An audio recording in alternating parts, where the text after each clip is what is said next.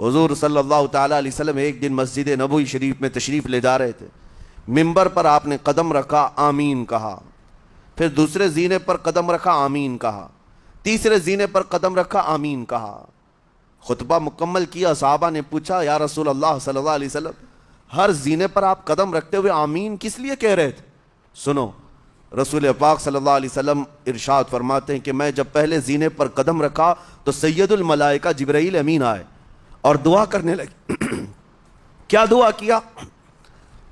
یوں کہا، یا رسول اللہ صلی اللہ علیہ وسلم، وہ شخص ہلاک و برباد ہو جائے جو آپ کا نام سنے اور پھر اس کے بعد درود نہ بھیجے. حضور فرماتے میں نے آمین کہا. حضور کا نام سنتے ہی آپ کی زبانوں پر درود آ جانا چاہیے. اللہم صلی علی سیدنا محمد وآلہ وصحبہ وبارک وسلم. میرے آقا فرماتے ہیں دوسرے زینے پر قدم رکھا تو جبرائیل امین نے یوں کہا، یا رسول اللہ صلی اللہ علیہ وسلم، وہ شخص ہلاک و برباد ہو جائے جو زندگی میں اپنے ماں اور باپ میں سے کسی ایک کے بڑھاپے کو پایا اور ان کی خدمت کر کے جنت نہیں حاصل کر سکا بلکہ ان کو ایسے ہی چھوڑے رکھا، ایسا شخص برباد ہو جائے. حضور فرماتے میں نے آمین کہا. پھر جبرائیل امین نے کہا تیسرے زینے پر قدم رکھتے ہی. میرے آقا فرماتے ہیں جبرائیل نے یوں دعا کی کہ اے اللہ کے رسول، وہ شخص ہلاک و برباد ہو جائے جو رمضان کا مہینہ پایا لیکن اس کا ادب نہیں کر سکا، اس کا احترام نہیں کر سکا. حضور فرماتے میں نے اس پر بھی آمین کہا. جس کی ہلاکت کے لیے جبرائیل امین دعا کر رہے ہوں اور اس دعا پر سید الانبیاء آمین کہہ رہے ہوں، ایسے شخص کی بربادی کا کیا انجام ہو سکتا ہے؟ وہ کتنا بد نصیب ہوگا. اسی لیے میرے عزیزوں، مسلمانوں میں یہ رواج ہی نہیں ہونا چاہیے کہ اٹھ کر کے پوچھتے رہیں روزہ ہے کہ نہیں ہے، روزہ ہے کہ نہیں ہے. مسلمان ہے تو روزہ ہے، اور یہ کوئی آپشنلی عبادت نہیں ہے کہ 4 رکھ لیا 2 نہیں رکھا. آپشنلی نہیں، یہ فرض عین ہے. ایک روزے کو چھوڑنے کا گناہ فرمایا گیا 600 سال تک اسے دوزخ میں رکھا جائے گا. 600 سال تک. یہ معمولی چیز نہیں ہے. اور جن کے پچھلے روزے قضا ہو چکے ہیں معاف نہیں ہوں گے. تھپڑ مار لیں گال پہ، توبہ توبہ کر لیں، معاف نہیں ہوں گے. توبہ تو کرنے کے ساتھ ساتھ قضا بھی کرنا ہوگا.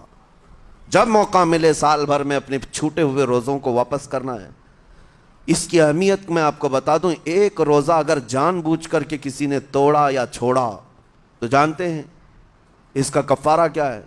اس کا کفارہ یہ ہے کہ اس کے بدلے میں دوسرے دنوں میں 60 روزے کنٹینیو رکھے. رمضان کا ایک روزہ پورا کرنے کے لیے 60 روزے رکھنے پڑ جائیں گے. ہاں، اگر کسی عذر کی وجہ سے، کسی تکلیف کی وجہ سے چھوڑا تھا، بیمار تھا یا سفر میں تھا یا تکلیف کی شدت تھی، اس وجہ سے روزہ چھوڑا تھا، تو اس کے بدلے میں ایک روزے کی قضا ایک ہی روزہ ہوگی. لیکن بغیر کسی عذر کے، شہوت کی وجہ سے، نفس پرستی کی وجہ سے توڑا تھا یا چھوڑا تھا تو پھر 60 روزے رکھنے پڑ جائیں گے.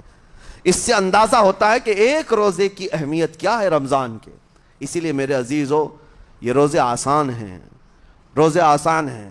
اس کو رکھ لو، اس کی جزا بہت بڑی ہے، اس کی جزا بہت بڑی.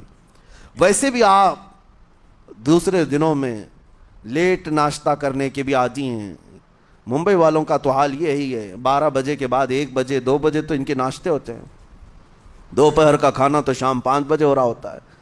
بس وہ ناشتہ سکپ کرنا ہے. دوپہر کے کھانے جو آپ کے ہوتے ہیں اس سے اور تھوڑا ایکسٹینڈ کر لیں تو افطاری کا وقت آ جاتا ہے. کوئی بہت بڑی دقت کی بات نہیں، کوئی بہت بڑے بوجھ کی بات نہیں، آسان ہے.